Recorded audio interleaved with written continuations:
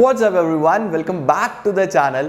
और आज हम लोग एडमिशन ऑफ अ पार्टनर में दो नए कॉन्सेप्ट सीखने वाले हैं। एक है the revaluation of assets and liabilities और दूसरा है the accounting treatment of reserves and accumulated profits and losses. फिर हम लोग एडमिशन के सभी इंपॉर्टेंट क्वेश्चंस कर पाएंगे, कॉम्प्रिहेंसिव बड़े क्वेश्चंस जो बोर्ड में 8 मार्क का पूछा जाता है। तो 8 मार्क के क्वेश्चन पे जाने से पहले ये दो कॉन्सेप्ट बचे हैं, ये कर लो। इससे पहले मैं ऑलरेडी दो कॉन्सेप्ट करा चुका हूं, आप लोगों को पता ही है, न्यू रेशो, सैक्रिफाइसिंग रेशो और the accounting treatment of goodwill. ये हो चुका है, अगर आपने नहीं करा अभी तक तो प्लीज वो कर लो। 4 पार्ट्स ऑलरेडी आ चुके हैं, आज हम 5th पार्ट पे हैं। तो चलिए इसको शुरू करते हैं और देखते हैं कॉम्प्रिहेंसिव क्वेश्चन में कैसे कैसे आने वाला है हमारे पास रिवैल्यूएशन और the reserves and accumulated profits and losses. Let's begin.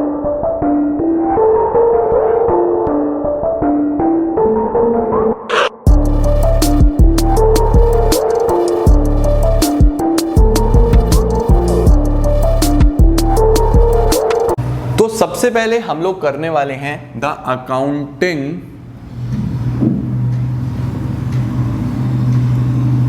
Treatment of reserves and accumulated profits and losses. अब आप लोग मेरी बात बहुत ध्यान से सुनेंगे और समझेंगे। फॉर एग्जाम्पल दो पार्टनर्स थे ए और बी, ए और बी। एज ऑलवेज पहले हम कॉन्सेप्ट को समझते हैं फिर हम आगे बढ़ते हैं। ए और बी दो पार्टनर्स थे और इन दोनों ने जो प्रॉफिट शेयरिंग रेशो है इनका था 1:1। अब इन्होंने मेहनत करी, 5 साल अपने ऑर्गेनाइजेशन को स्टैंड करा, कुछ रेपुटेशन बिल्ड करी, बढ़िया इनका बिजनेस चल रहा था। और इन 5 सालों में इन दोनों ने कुछ पैसा कॉन्ट्रीब्यूट करके 25,000 ए ने कॉन्ट्रीब्यूट करा, 25,000 बी ने कॉन्ट्रीब्यूट करा और एक रिजर्व जनरेट करा 50,000 रुपीज़ का, या थोड़ा थोड़ा हम चेंज कर लेते हैं, 30,000 ले लेते हैं। 30,000 ए ने कंट्रीब्यूट करा, 30,000 बी ने कंट्रीब्यूट करा, तो कंट्रीब्यूट करके टोटल 60,000 रुपीज़ का इन्होंने एक रिजर्व बना लिया। 5 सालों के अंदर अंदर ये इन्होंने पैसा जोड़ के रिजर्व बना लिया। अब क्या हो रहा है, आफ्टर 5 ईयर्स एक नया पार्टनर आ रहा है सी, ये आ रहा है आफ्टर 5 ईयर्स। 5 साल बाद नया पार्टनर आ रहा है सी, और सी के आने के बाद ए, बी और सी का जो रेशो हो रहा है वो हो रहा है 1:1:1। फिर इन्होंने 5 साल बिजनेस चलाया। अब अगर ये इस रिजर्व का यहाँ पे एडमिशन के टाइम पे, यहाँ पे एडमिशन हुआ, एडमिशन के टाइम पे इस रिजर्व का अगर ये कुछ ट्रीटमेंट नहीं करते, इनकेस ये कुछ नहीं करते, इस पे इन्होंने ध्यान ही नहीं दिया। जब फर्म आफ्टर 5 ईयर्स एडमिशन के 5 साल बाद सपोज फर्म डिसॉल्व हो रही है, फर्म डिसॉल्व हो रहा है, फर्म बंद हो रहा है, तो जब फर्म डिसॉल्व होता है, जब फर्म बंद होता है, तो उस टाइम पे जितने भी रिजर्व्स वगैरह होते हैं पार्टनर्स के, वो पार्टनर्स लेके जाते हैं आपस में। तो उस टाइम पे एज पर लीगल रिक्वायरमेंट जो रिजर्व है वो पार्टनर्स में बढ़ता है। तो हमारे पास यहाँ पे पार्टनर्स आ जाएंगे 3, ए बी सी। तो 1:1:1 के हिसाब से 20,000, 20,000 और 20,000 डिस्ट्रीब्यूट हो जाएगा। अब मेरी बात सुनो, सी ने तो भाई रिजर्व में कुछ कॉन्ट्रीब्यूशन किया ही नहीं था। रिजर्व किसने बनाए थे?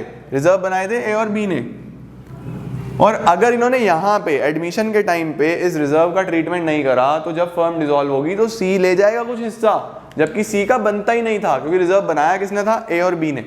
तो अकाउंटिंग ट्रीटमेंट ये बोलता है भाई और बहनों कि हमारे पास अगर एडमिशन के टाइम पे कोई भी रिजर्व है या कोई भी एक्यूमुलेटेड प्रॉफिट्स एंड लॉसेस है, उसको आप डिस्ट्रीब्यूट कर दोगे to old partners in their old ratios. तो इस केस में आप लोग ट्रीटमेंट लिख सकते हो, all the reserves and accumulated profits and losses. ये मैंने लिखा हुआ है ऊपर, accumulated profits and losses are to be distributed.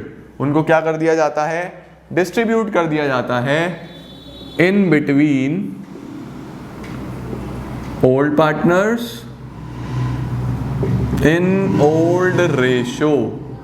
Old partners में बांट दिया जाता है और ओल्ड रेशो में बांट दिया जाता है।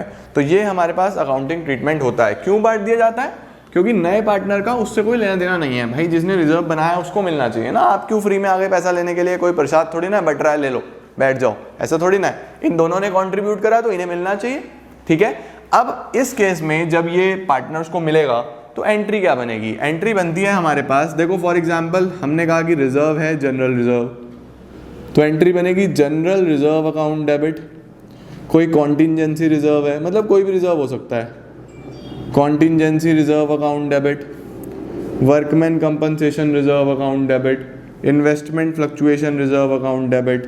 और अगर कोई प्रॉफिट हुआ, ध्यान रखना मैं ब्लू पेन से लिखता हूं उसको स्पेसिफिकली, अगर कोई प्रॉफिट होगा तो profit and loss account debit, ये हमारे पास ध्यान रखेंगे क्रेडिट बैलेंस होना चाहिए। क्रेडिट बैलेंस मतलब प्रॉफिट, क्रेडिट बैलेंस का मतलब प्रॉफिट। पिछले साल का कोई अनडिस्ट्रीब्यूटेड पड़ा हुआ है तो अल्टीमेटली ये किसको मिलेगा, टू ओल्ड पार्टनर्स को, टू ओल्ड पार्टनर्स कैपिटल्स या capital account, to old partners capital account. ये अल्टीमेटली किस रेशो में लिख देना, being reserves and accumulated profits and losses distributed to old partners in old ratio. ये हमारा डिस्ट्रीब्यूट हो जाएगा ओल्ड पार्टनर्स ओल्ड रेशो में सब कुछ। सिमिलरली अगर कुछ लॉसेज हुए किसी तरीके का या कोई डेफर्ड रेवेन्यू एक्सपेंडिचर हुआ, देखो पार्टनर्स को ये पैसा मिला था, ये सब पैसा मिला है इसीलिए इनका कैपिटल क्रेडिट हुआ है। जब भी पैसा मिलता है तो कैपिटल अकाउंट क्रेडिट होता है। और अगर इनसे लॉसेस वगैरह चार्ज करने हैं तो वहां पे हमारे पास क्या बन जाता है, उस केस में एंट्री होती है the partners capital account debit. ये ध्यान रखना है कौन से पार्टनर्स हैं, old partners. Partners capital account debit to advertisement expense, या आप कोई भी डेफर्ड रेवेन्यू एक्सपेंडिचर बोल सकते हो, टू P&L का डेबिट बैलेंस, P&L का डेबिट बैलेंस। डेबिट बैलेंस का मतलब क्या होता है, डेबिट बैलेंस का मतलब होता है लॉस, क्रेडिट बैलेंस का मतलब होता है प्रॉफिट और डेबिट बैलेंस का मतलब होता है लॉस। तो partners capital account debit to advertisement expense या टू P&L, मतलब इस तरीके की चीज़ें हम लोग यहाँ पे इस तरीके से हम लोग ये एंट्री पास कर देते हैं। समझ में आती है बात? अच्छा, इसके अलावा आप लोग ये भी बोल सकते हो कोई डेफर्ड रेवेन्यू एक्सपेंडिचर आ जाए तो टू डेफर्ड रेवेन्यू एक्सपेंडिचर कर सकते हो। पार्टनर्स का कैपिटल अकाउंट डेबिट क्यों हुआ, क्योंकि ये पैसे को कम करता है, पार्टनर कैपिटल को कम करता है। और यहाँ क्रेडिट क्यों हुआ था, क्योंकि जब रिजर्व वगैरह मिलेंगे तो पार्टनर्स का कैपिटल बढ़ेगा। पहला कॉन्सेप्ट तो सिंपल ये है, ठीक हो गया। स्क्रीनशॉट लो जल्दी से, अगले कॉन्सेप्ट पे चलता हूँ। This is done. अब चलते हैं आगे। आगे क्या है हमारे पास,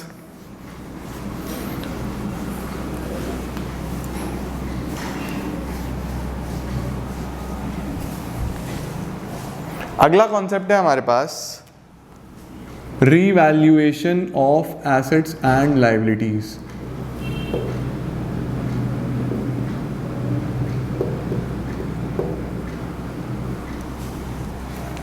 what is revaluation of assets and liabilities? Revaluation of assets and liabilities का मतलब होता है, देखो ये चीज़ हमने चैप्टर नंबर 2 में भी मैंने आपको पढ़ाई है, यही चीज़ मैं आप लोगों को अब फिर पढ़ा रहा हूँ क्योंकि ट्रीटमेंट बिल्कुल सेम है, रीवैल्यूएशन का ट्रीटमेंट सेम है। अगर रेशो चेंज हो तब भी, अगर एडमिशन हुआ पार्टनर का तो भी। तो अगर कोई नया पार्टनर आया तो वहाँ पे ट्रीटमेंट ये होता है कि आप एसेट्स को करंट वैल्यूज पे लेके आओ। ट्रीटमेंट क्या है, assets and liabilities to be revalued at current value, उनको करंट वैल्यू पे ले आओ। और profits and losses to be distributed to old partners in old ratio. अगर किसी भी पार्टनर का एडमिशन हो रहा है तो वहां पे आपको क्या करना है, सभी एसेट्स और लायबिलिटीज को रीवैल्यू करना है। और रीवैल्यू करने के बाद अगर फायदा हो रहा है तो भी ओल्ड पार्टनर्स में बांट दो, नुकसान हो रहा है तो भी ओल्ड पार्टनर्स में बांट दो। यानी नए पार्टनर को मतलब नहीं है कि रीवैल्यूएशन के टाइम पे फायदा हुआ था या नुकसान हुआ था। तो इस बात का ध्यान रखना, रीवैल्यूएशन करना है। और रीवैल्यूएशन करने के लिए जो हम अकाउंट बनाते हैं वो कौन सा अकाउंट होता है, रीवैल्यूएशन अकाउंट। रीवैल्यूएशन अकाउंट का नेचर क्या है, जिन्होंने वहाँ पे नहीं पढ़ा मैं उन्हें बता दूं, चैप्टर नंबर 2 में मैंने बहुत डिटेल में समझाया था, अच्छे से समझाया था। रीवैल्यूएशन अकाउंट का नेचर होता है नॉमिनल, ये एक नॉमिनल अकाउंट है। और नॉमिनल अकाउंट क्या बोलता है कि सभी एक्सपेंसेस लॉसेस को डेबिट करो, सभी इनकम गेन्स को क्रेडिट करो। तो अगर आपका किसी एसेट्स या लायबिलिटी की वजह से लॉस या एक्सपेंस है तो वो इधर आ जाएगा, इधर डेबिट में। और अगर फायदा होगा इनकम्स और गेन्स तो वो क्रेडिट में आ जाएगा। तो फायदा कब होता है, फायदा होता है अगर increase in value of asset, अगर एसेट की वैल्यू बढ़े, भाई एसेट की वैल्यू बढ़ेगी तो प्रॉफिट होगा ना, तो credit all incomes and gains, credit करना चाहिए। या फिर लाइबिलिटी की वैल्यू कम हो जाए by decrease in value of liability. इन दोनों में से जब भी कुछ होता है तो इन दोनों से ही फायदा होता है, बेनिफिट होता है। आप बोल सकते हो बेनिफिट, गेन, इनकम, कुछ भी बोल सकते हो। तो नॉमिनल का रूल क्या बोलता है, जब भी कोई इनकम या गेन हो उसको क्रेडिट करना, इसीलिए दोनों चीज़ें क्रेडिट हुई, फायदे वाली चीज़ें क्रेडिट होनी है। अच्छा, डेबिट क्या होगा, ऑल एक्सपेंसेस और लॉसेस, सभी एक्सपेंस और लॉस। तो लॉस कब है, अगर एसेट की वैल्यू कम हो जाए। भाई अगर एसेट की वैल्यू कम होती है तो मेरा नुकसान है, एसेट की वैल्यू कम हो गई। या फिर लाइबिलिटी की वैल्यू बढ़ जाए, increase in value of liability, liability की वैल्यू बढ़ रही है तो भी मेरा नुकसान है, तो भी मैं इसको इधर लिखूंगा। ये क्या है, ये है लॉसेस। ठीक हो गया। अब मुझे एक बात बताओ, सपोज इधर जो आपका बेनिफिट है, वो 1 लाख का है, आपका ये टोटल मिला के बेनिफिट कितना आ रहा है, 1 लाख, और इधर जो आपके लॉसेज हैं वो आ रहे हैं 50,000। भाई फायदा हुआ 1 लाख का, नुकसान हुआ 50,000 रुपीज़ का, तो क्या मेरा 50,000 का नेट प्रॉफिट आ गया? अगर 1 लाख का नुकसान है और 50,000 का मेरा लॉस है, तो इन दोनों को अगर नेट करूं, कंपेयर करूं, तो 50,000 का प्रॉफिट आ गया। इधर लिखूंगा मैं उसको टू प्रॉफिट, क्योंकि अकाउंट तो मैच होगा ना। प्रॉफिट ट्रांसफर टू किस में डिस्ट्रीब्यूट होगा, मैंने लिखा है देखो, old partners old ratio. Suppose old partners 2 थे, ए और बी, तो ये प्रॉफिट किस में जाएगा, ए के कैपिटल में और बी के कैपिटल में। कितना भाई, उधर 1 लाख था, इधर 50 है, तो ये 50 का प्रॉफिट आ गया, ये ए और बी में डिस्ट्रीब्यूट हो जाएगा इस तरीके से। या फिर आप इसको यहाँ पे डिस्ट्रीब्यूट करके यहाँ टोटल बाहर कर देंगे। ठीक है। अब सपोज इसका ये जस्ट रिवर्स होता, ये प्रॉफिट हम हमेशा किस में निकालते हैं, बैलेंस में। अब सपोज रिवर्स होता, रिवर्स क्या होता कि इधर, ये तो लिख ही लेना, नोट डाउन कर लेना, लेकिन मैं वैसे ही समझा रहा हूँ।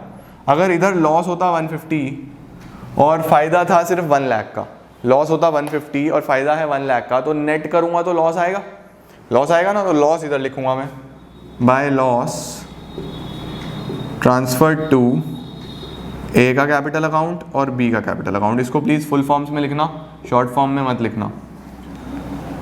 ये लॉस हो गया, ये भी हम दोनों में बांटेंगे, ओल्ड पार्टनर्स में, ओल्ड रेशियो में। ये हमारा टोटल,